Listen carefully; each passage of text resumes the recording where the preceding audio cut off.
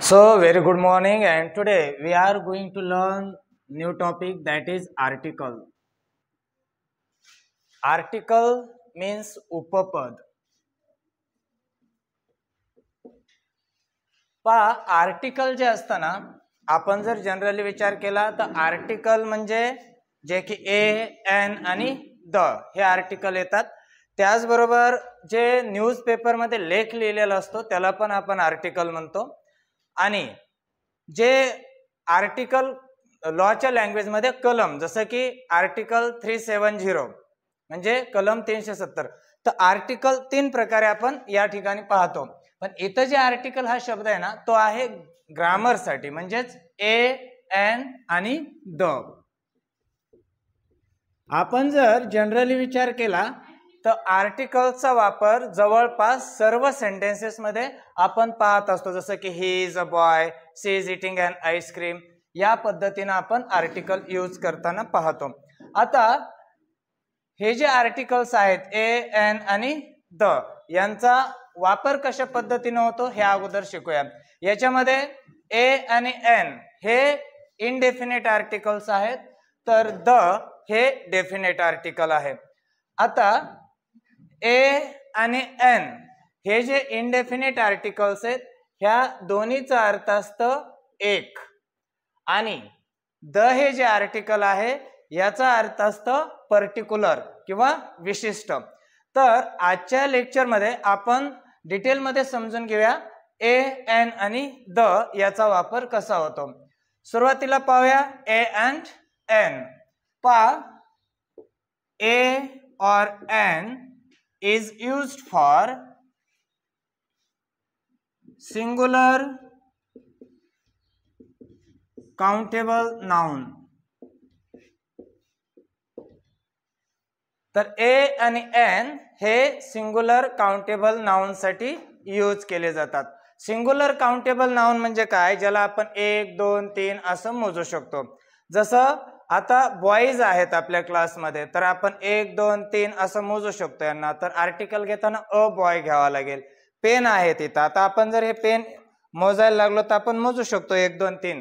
तर ह्याला काउंटेबल म्हटलं जातं. आणि ए आणि एन चा अर्थच एक असतो, त्यामुळं एक वचनीसाठीच आपण त्याचा वापर करतो. आता आपण जर म्हटलं ही इज अ बॉय, तर याचा सिंपल अर्थ असतो तो एक मुलगा आहे. पण एक दरवेळेस ट्रान्सलेशन मध्ये आपण लिहित नाही, ते गृहीत धरलेलं असतं. तर a an for singular countable noun आपण यूज करत असतो. आता याच्यामध्ये काय गोष्टी लक्षात ठेवायच्यात.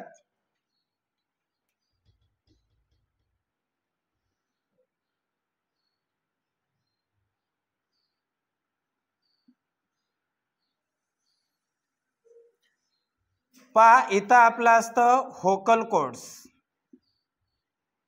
हे व्होकल कोड्स काय करतात, साऊंड प्रोड्यूस करतात. आता हा इथून साऊंड निघल्यानंतर साऊंड एकतर ओठ, दात, जीभ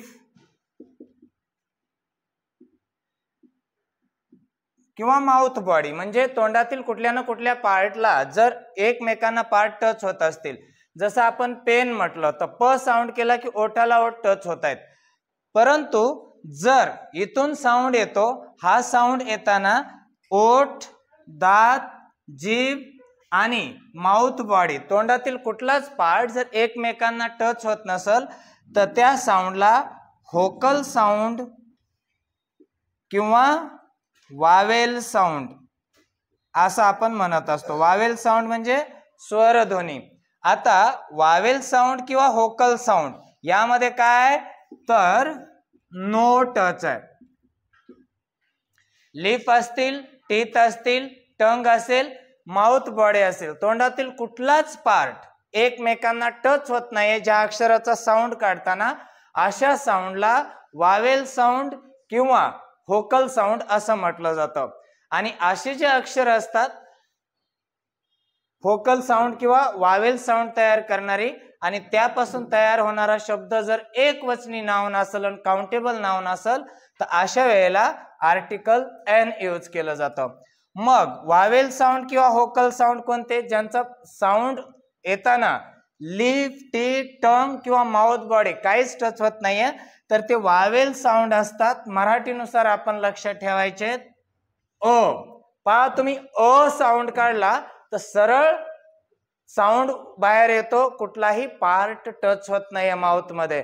लिप, टीथ, टंग म्हणा बरं अ.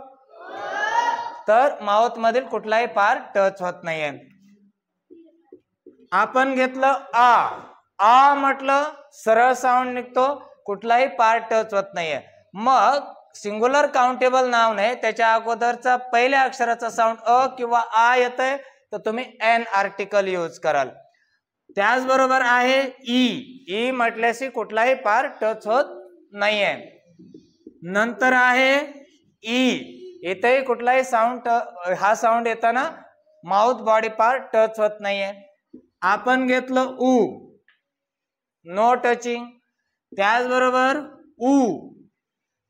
तर हे जे साऊंड्स आहेत यामुळं माउथ मध्ये कुठलाही पार्ट टच होत नाहीये. मग असे कोणते, ए, आय, ओ, औ, ॲ आणि ऑ. हे जे साऊंड आहेत हे साऊंड असतात वावेल साऊंड किंवा होकल साऊंड. यांचा उच्चार करत असताना माउथ मधील कुठलाच पार्ट एकमेकांना टच होत नाहीये आणि त्यामुळं यांना वावेल साऊंड किंवा होकल साऊंड असं म्हटलं जातं. आणि मग यापैकी साऊंड येत असेल तर एन आर्टिकल तुम्ही यूज कराल त्या ठिकाणी. तर लक्षात ठेवायचंय लिप, टीथ, टंग, माउथ, बॉडी है ना. तोंडातील कुठलाच पार्ट जर अक्षराचा साऊंड करताना टच होत नाहीये तर त्याला होकल साऊंड किंवा वावेल साऊंड असं म्हटलं जातं. आणि यापैकी जर साऊंड येत असेल आणि ते जर सिंग्युलर काउंटेबल नाव नसेल तर एन आर्टिकल तुम्ही यूज कराल. फॉर एक्झाम्पल आपण घेतलं ऍपल. आता ऍपल मध्ये जर पाहितलं तर आपण याचा उच्चार करतो ऍपल. आता हे ए आहे, यापैकी हा साऊंड आहे तर इथं आर्टिकल यूज कराल तुम्ही एन ऍपल.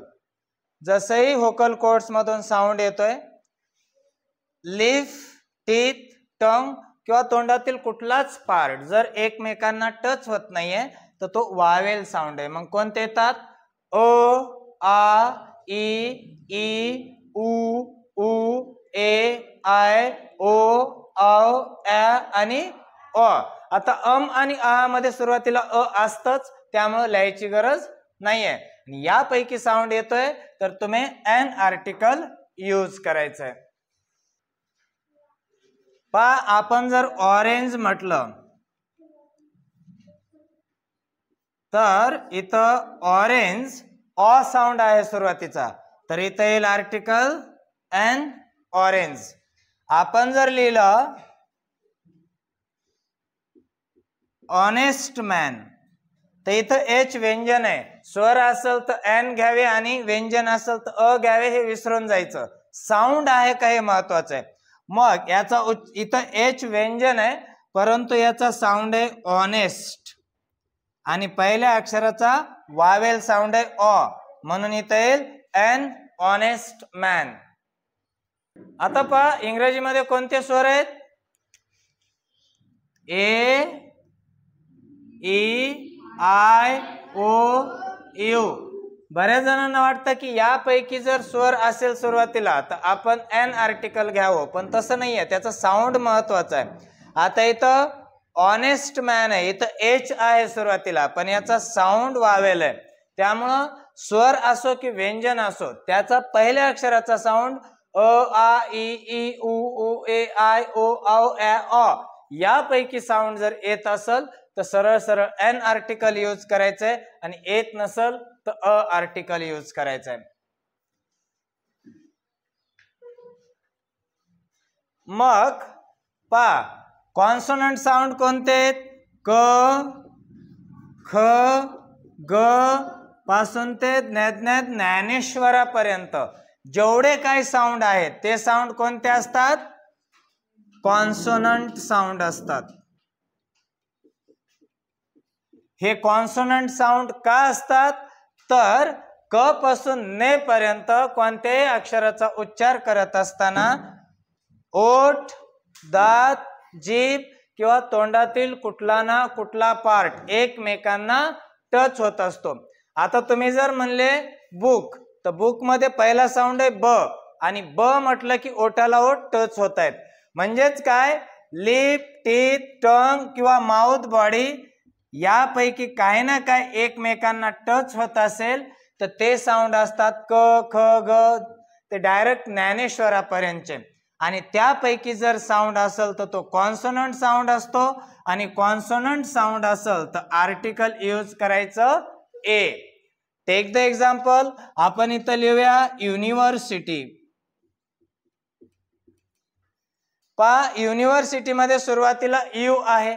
सुरुवातीला यू असेल तर साहजिक आपल्याला वाटतं एन आर्टिकल यायला पाहिजे, परंतु याचा साऊंड जर पाहितला तर तो असा असतो युनिव्हर्सिटी.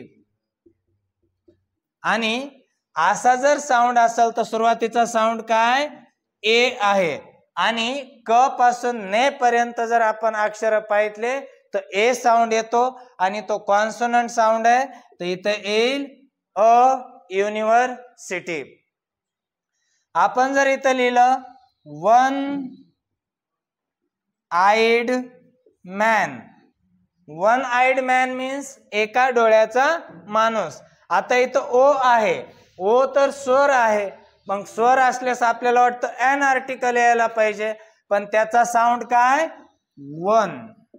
आणि व हा साऊंड क पासून ने ज्ञानेश्वरापर्यंत येतो, तर तो कॉन्सोनंट साऊंड आहे, म्हणून इथं येईल article a one eyed man.